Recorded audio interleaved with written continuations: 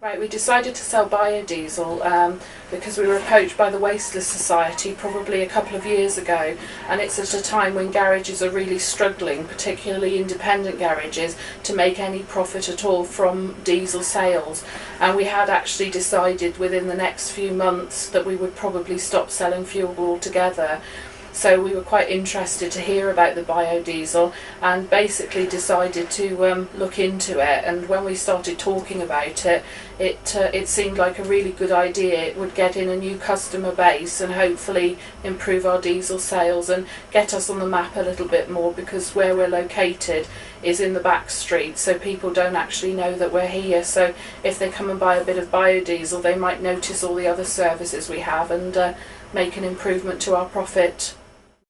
Okay, so the oil comes in and it's warmed in a drum. We pump it into the reactor vessel and add a measured amount of methanol and methylate, which is a liquefied sodium hydroxide.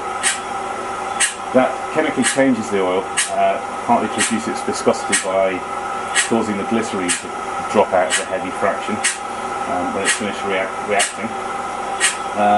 We then pump it into the stainless steel column, which is full of an ionised resin, and that removes any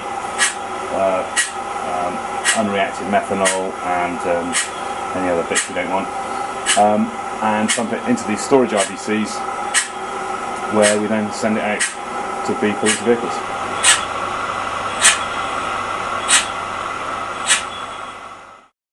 Right, we've got about 180 people signed up to biodiesel.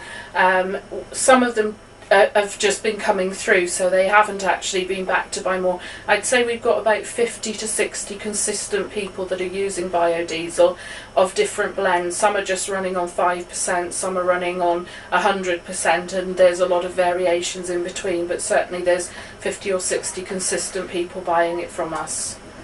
My own personal opinion of biodiesel is that I think it's a good thing. I really like the thought that we're using a waste product. It's being collected locally, it's being made locally at Linley and then brought to us for distribution locally. So it's actually making the effects on the environment a lot less.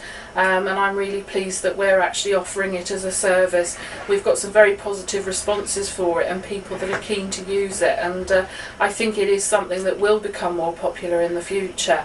Certainly we've got to do something to contribute to the carbon footprint, and I think this is a good way forward.